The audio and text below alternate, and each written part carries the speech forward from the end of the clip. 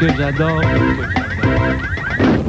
Lundi 12 avril 1999, l'ADICU réclame le droit de vote pour les jeunes de 16 ans. Ce qui signifie que le chef de l'ADICU, M. Mario Dumont, pourra enfin voter pour lui. C'est parce qu'il a l'air jeune. T'es beau de chou. D'ailleurs, si vous le rencontrez dans la rue et que vous voulez le faire rire, brassez vos clés d'auto dans sa face. Et reportage choc sur la façon dont on détermine ce qui fera la une du Journal de Montréal. C'est très facile. Il suffit de suivre la règle des 4 S. Sang, sexe, sport et Céline. Du bon et bon début de semaine, mesdames et messieurs. Tout d'abord, des nouvelles de moi. Bonsoir! Bonsoir! Vous savez, trop souvent, on a tendance à prendre les choses pour acquises. Bon, par exemple, moi, je ne pense jamais à ceux et celles qui regardent cette émission pour la toute première fois. Alors, pour les novices, j'aimerais ce soir prendre quelques secondes pour vous familiariser avec certains aspects de cette émission. Et c'est ce que j'ai appelé... la fin du monde pour les nuls! Alors, ce soir, ce que nous allons aborder ensemble, ce sont mes regards dramatiques à la caméra. Regards dramatiques. Bon, allons-y. Quelquefois, et ça c'est, je pense, c'est tout à fait loufoque, il m'arrive de me tourner brusquement vers la caméra et là, je la fixe sans parler. Alors, checkez bien, vous allez rire à la maison, c'est très drôle, ça. Vous êtes prêts? OK, 1, 2, 3, go! Regardez. Le regard fixe. C'est pas un mot. C'est drôle, hein? Et pourquoi c'est drôle? Parce que je parle pas, là. Là, je garde le silence. Je ne dis absolument rien. Je vais juste regarder comme ça la caméra, là. Fixement. Et là, il y a mon silence crée une espèce de malaise, puis en même temps une sorte de fou rire. Et ça, c'est uniquement parce que je ne parle pas. Vous savez, c'est très rare des silences comme ça à la télévision, hein? Et c'est pour ça que ça fait rire. Rare, rire, rare, rire. Le mot le dit. Regardez bien. Rare, rire. Le A, le I, le I, le A. C'est de l'humour intellectuel. Il y a peu de gens qui savent aussi bien que moi se taire. Hein? La preuve, ça fait 2 minutes là, que j'ai pas dit un mot, puis vous en étiez même pas rendu compte. Je pense que je suis le seul à être capable de faire ça à Montréal, sincèrement. Bon, Norman Brathwaite, par exemple, pas capable. Lui. La gueule, il arrête pas. Jamais. Tizoun, par contre. Ah, Tizoun, ça, c'est un grand. Il pouvait passer 2 heures à Comédie Canadienne, pas un mot. Le monde hurlait de rire. Pourquoi? Parce qu'il parlait pas. Je considère ça, je pense, comme un don. Dieu m'a donné la possibilité de ne pas parler et je m'en sers. Mais croyez pas que c'est parce que je n'ai rien à dire. Oh non, non, non, non, non, non. En ce moment même, par exemple, je suis obligé de m'attacher littéralement la gueule pour ne pas donner mon opinion sur les grands enjeux de ce monde. Mais je m'y refuse. Car je crois sincèrement que mes silences sont plus éloquents et mon art parle pour moi sans que j'ai besoin de prononcer le moindre mot. Ah non, vraiment stoïque. Une vraie carpe de mode. Et ce qui est magnifique là-dedans, si je peux me permettre, là, c'est mes yeux. Bon, ai-je besoin de rappeler qu'ils sont d'un bleu plus pur que le bleu de l'azur? Et là, admirez comment ils peuvent indépendamment tenir un discours tout à fait opposé. Le gauche, par exemple, plus proche du peuple, dénonce la mondialisation et revendique l'abolition des classes sociales. Alors qu'au même moment, le droit, en une étincelle, prône le retour à la monarchie et la féodalisation des indigents. Là, checkez-moi le débat d'en face.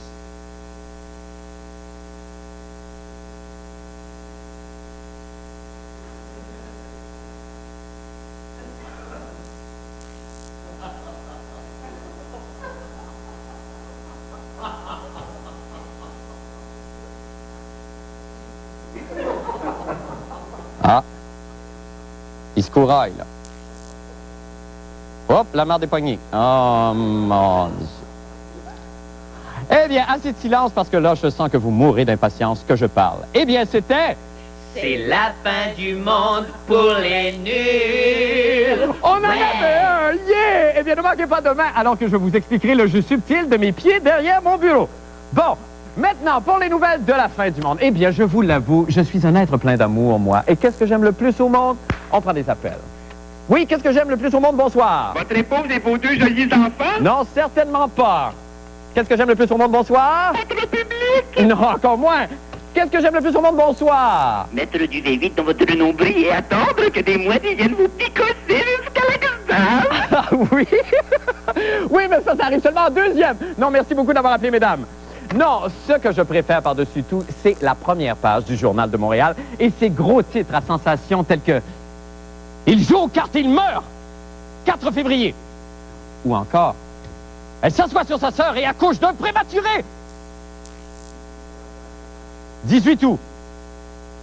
Ou encore « Il met du V8 dans son nombril et des mouettes le picotent jusqu'à l'extase! » 30 mars. Ou enfin, je dois l'avouer, ma préférée, la mariée avait 2 pénis! 9 septembre. Mais là, comment? C'est ça, c'était le 9 septembre. Comment et surtout, qui décide de ce qui se retrouvera à la une du Journal de Montréal? Eh bien, M. Jean-René Dufort a tenté de répondre à la question pour nous. On écoute. Rien de tel pour égayer mes beaux petits matins qu'une superbe une du Journal de Montréal. Chaque jour, un florilège de poésie et de prochitude des gens. Chaque une du journal est pour moi une fresque artistique remarquablement efficace. Prenez aujourd'hui où ce Québécois se photographie en ultra-léger. 10 minutes plus tard, il était mort. Un poignant rappel de la saga des débrouillards 50. Les gens vont mettre en une l'information qui leur apparaît la plus importante ou qui est jouée de façon la plus évidente dans le journal. Il n'y a pas de règle sur ce qui doit être mis en une par rapport à ce qui ne doit pas être mis en une. Comment ne pas craquer pour un « Bonjour la vie » s'émouvoir devant « La Marie le soulage » et s'écrouler de compassion pour cette momie brûlée vive sous une pile de cadavres. Est-ce qu'il y a de l'humour dans les unes du Journal de Montréal, de l'humour volontaire? Je pense qu'à l'occasion, oui, pas tout le temps, là, mais je crois que oui, à l'occasion, il y a de l'humour. Le tabloïd, depuis quelques années, depuis en fait que l'impression le permet, va jouer de la photo en une, va avoir l'air un petit peu plus d'un magazine, si vous voulez, qu'un grand format. Le jour de la mort de Camille Lorrain, le journal joue d'astuce en présentant « Broyé par amour pour son fils ». Et à l'aube de la nouvelle saison des Expos, il voltige en subtilité avec « Colosse frappé à coups de batte ».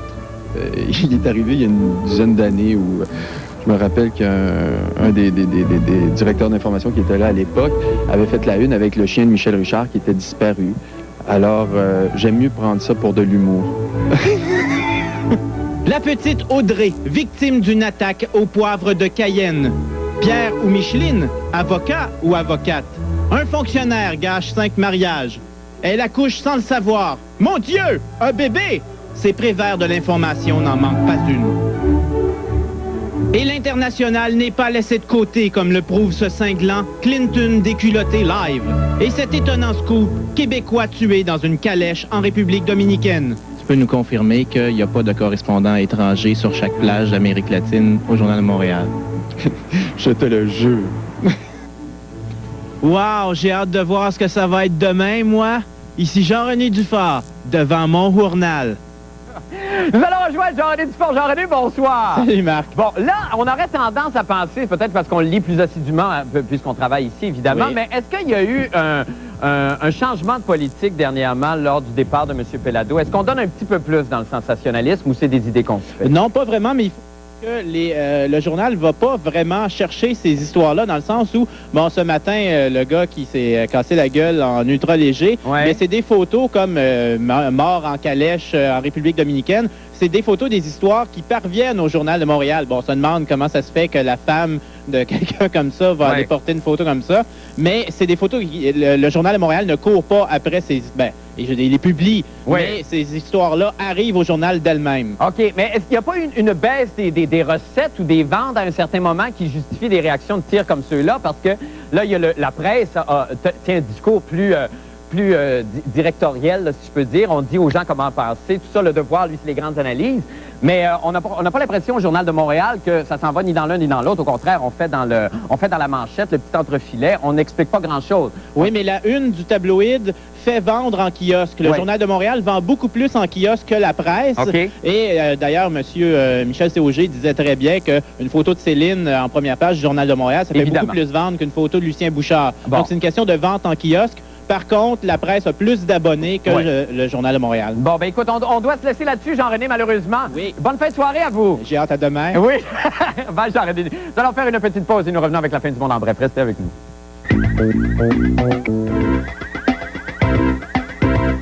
Ah, quelle surprise! Ce soir, on est très audacieux. C'est le temps maintenant de consulter 1001 jeux de mots avec Paul Oud, le CD-ROM. Alors, je me tourne et je promène le curseur tranquillement dans la belle figure émaciée de Paul Oud.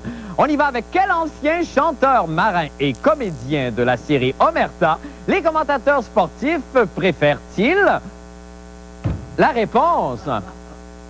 c'est Paulo Noël! Paulo Noël! Oh, Paulo Noël! Paulo, si tu m'écoutes, où que tu sois, merci d'être toi, Paulo. Voici justement Paul et sa chronique sportive. Paul, il a été bonsoir. excellent dans Il est très bon. C'est toujours des surprises comme ça, comme Claude Blanchard, d'ailleurs. Paul, parlons de vous maintenant. Ben, parlons de vous également. Non, mais vous avez eu un week-end surchargé de travail et d'émotions. Et d'émotions, parce que ça ne m'a pas empêché de regarder ce qu'ont été les deux principaux événements du week-end. Le Grand Prix de Formule 1 du Brésil. Oui. Et bien sûr, le tournoi des maîtres qui s'est achevé encore une fois de façon dramatique hier. Moi, je dis dramatique parce que ça a été la victoire de José María Olozabal, qui avait déjà gagné en 94. Oui, contre... Et ce Basque espagnol, c'est un espagnol basque, Oui.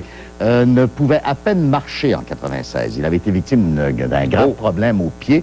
Et il revient, il l'emporte. Mais on y reviendra au golf, si vous voulez bien. Oui, d'accord. Parlons de Jacques Villeneuve. Bien, effectivement, qu'il y a eu une remontée spectaculaire pendant la course. On était tous très, très fiers. Vous savez pourquoi il est parti 21e et dernier? Parce que... Il était sorti de piste avant? Non, c'est pas ça du tout. Rodman's Players. Pas du tout, c'est parce qu'il a utilisé une essence illégale. C'est ça. Et j'ai fait mon enquête dans le but de sauver de l'argent. Oui. Son écurie a utilisé de l'huile à chauffage. Oui, comme il y en a qui font avec les diesels. Essayez pas. Oui. Vous nous arrivez avec une dramatisation, là? Presque. Et regardez ce qui est arrivé au jeune pilote français Stéphane Sarrazin, le cousin de Paul d'ailleurs, lorsqu'il suivait de trop près. Il a été intoxiqué par les vapeurs de la voiture propulsée à l'huile à chauffage de Gilles Villeneuve, ce qui l'a fait tournoyer. Ils vont rapidement au golf. C'est le clou de notre chronique aujourd'hui. Un coup absolument incroyable de celui qui a terminé deuxième derrière Olazabal, c'est-à-dire Davis Love le troisième, Davis Love the third. Regardez bien ce coup. On dit souvent que le plus court chemin entre 2 points, c'est la ligne droite. Ce n'est pas vrai. Regardez. Il tire dans la direction opposée au trou. Complètement Et regardez bien. Non. La balle, c'était voulu, ça. Mon Dieu, comme au rigolfeur. Il avait analysé le topo. Oh, mon Dieu, c'est incroyable. Et voilà. Que c'est dramatique, ça. Mais ce que vous n'avez pas vu, oui, c'est comment peut-on réaliser un coup semblable que la balle revienne. C'est que la caméra ne vous a pas montré ce qui était caché à gauche. On n'avait pas cadré à gauche complètement. Voici comment on peut réaliser un coup semblable. D'accord. C'est très bon. C'est très bon. On part haut, hein? Oui. On part fort. Oui. Qu'est-ce que ça va être vendredi? On a travaillé fort pour ça. C'est très fort. Est-ce qu'il y a un commanditaire à remercier pour les fans? Pardon? Est-ce qu'il y a un commanditaire à remercier pour les fans? Pour les fans? Pour les éventails? Oui, Dollarama. Merci. Parce que c'est le seul endroit où on a pu trouver des fans en avril. Paul, c'est magnifique. Il a dit que nous n'avons pas des Est-ce qu'il faut qu'on se laisse déjà? Il faut que je laisse mon ami Paul. Paul, merci infiniment. Merci. Encore une belle leçon d'humanité. Nous allons faire une petite pause et nous revenons peut-être avec un reportage supplémentaire. Restez avec nous.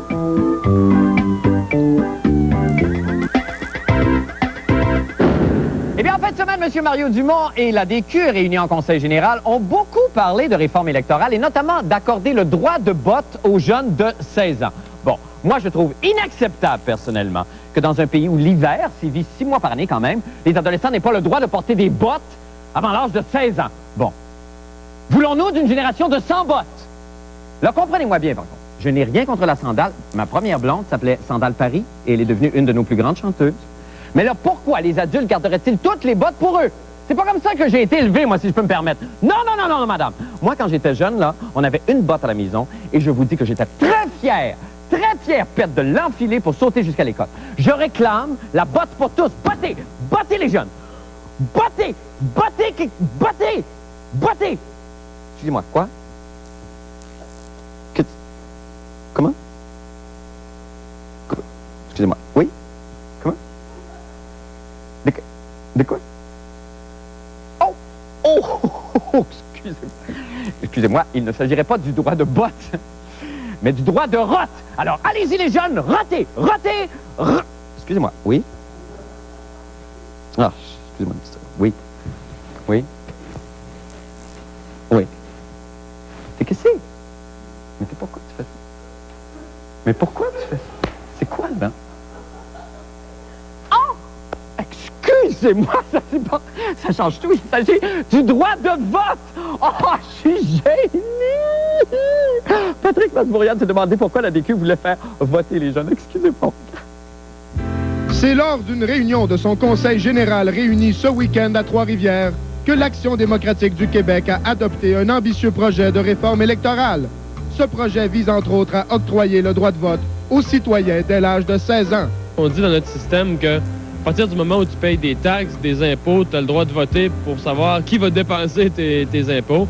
Alors, dans nos lois, hein, à 16 ans, si tu travailles, tu as l'obligation de faire un rapport d'impôt, que tes revenus soient déclarés.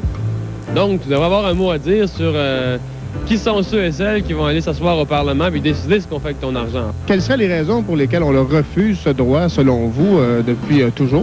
Ah ben, une des raisons du refus du vote à 16 ans, qui est particulièrement drôle, et on l'entend, c'est les gens disent que les jeunes n'ont pas assez d'informations. Ça peut être vrai. Je pense qu'effectivement, 16 ans, pour certaines personnes, ça peut être un peu jeune. Ceci dit, on pourrait avoir 40 ans ou 30 ans et avoir le droit de vote et voter aussi comme ses pieds pour être particulièrement informé de la chose politique. Quand j'entends l'argument d'une assez d'informations, pas assez d'informations pour les jeunes de 16-17 ans, je trouve que c'est bien dangereux parce que si on passe un test là, sur la qualité de la connaissance de la politique aux gens avant de les faire voter, pas juste des jeunes de 17 ans qui vont perdre le droit de vote.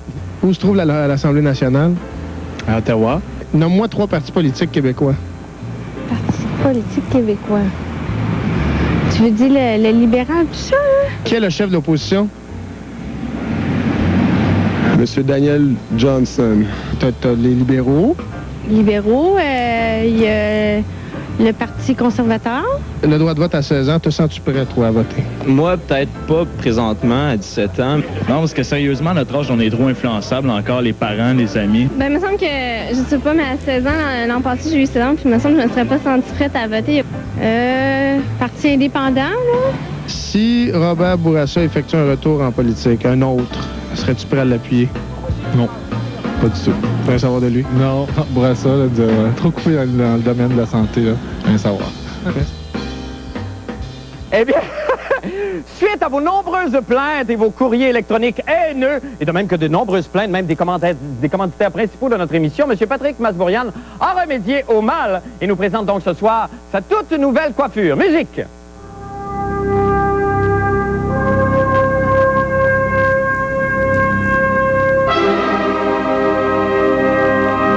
Oh, bravo! Bravo, c'est magnifique! Bravo, Patrick! C'est de toutes les beautés, Patrick Masbourian, bienvenue. Il y a un petit côté diablotin qui est resté quand même. Comme dans mon travail. Oui, exactement. Avec un petit rappel à la Renaissance. Écoutez, en tant que journaliste, nous faisons souvent l'avocat du diable. Exact. Oh, regarde-les donc. Hein? Bon, Patrick, là, si on venait au travail d'aujourd'hui, aux choses sérieuses. Bon, donc, dans les autres propositions qui étaient soulevées par l'ADQ, il y avait le droit de vote. Bon, ça, c'en était une importante.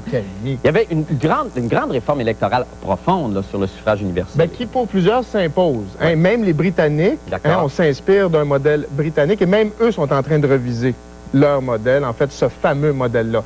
Les choses principales qui vont peut-être changer, c'est ce qu'on appelle plus une représentation proportionnelle. Par exemple, comment se fait-il qu'il y ait une majorité de députés péquistes à l'Assemblée alors qu'ils ont eu moins en termes de pourcentage d'intention de vote que les libéraux. 42 par rapport à 43 Ça va être inévitable. À un moment donné, on va falloir y arriver. Ça semble être inévitable. Et l'ADQ étant 12 des intentions de vote, un seul représentant, évidemment, Mario Dumont. Et l'élection du premier ministre aussi au suffrage universel. La même chose. Un vote. En fait, c'est une intention de vote, un vote, etc., etc. Donc, ce serait là, par exemple, les péquistes qui cohabitent avec Jean Charest. Exactement, qui n'a pas voulu répondre à vos questions aujourd'hui. Je pense lui, il vous souhaite un débat. Il vous souhaite un débat. C'est ça, général. Écoutez, il faut qu'on se laisse. Nous allons faire une petite pause. Nous revenons avec la météo. Restez avec nous. Eh bien, écoutez, maintenant, autant qu'il fera avec la météorologue amateur de la semaine, la danseuse orientale Lisac. Lisac, bonsoir! Allô, Marc! Comment allez-vous? Ça va bien! Ça va très bien. Alors, vous pratiquez donc ce qu'on appelle le baladi, qui est la danse du ventre, le nom officiel. Ça fait longtemps? Oui, ça fait 12 ans. Vous avez trouvé la femme en vous, là, j'imagine, depuis le temps. Oui. Vous dites que c'est une danse qui exprime le rire, la naissance, l'accouchement aussi. Il y a plusieurs femmes qui accouchent en faisant du baladi, apparemment. Ben oui, ça aide beaucoup à accoucher. Ça aide pendant les contractions. Ben oui, j'imagine. Ça aide pour le moral aussi. Ah, ben c'est très bon. Je vais essayer. Écoutez, on vous écoute avec la météo. Allez-y, on vous observe. Tu peux deviner? Ah, il y a la météo sur le ventre. Ben là, je vois, il va faire quotient demain. Attendez. Non. Ah oui, il y a du soleil. Il est bleu, il y a des... Mon Dieu, c'est magnifique quand même. Le soleil avec des passages nuageux, non, c'est ça.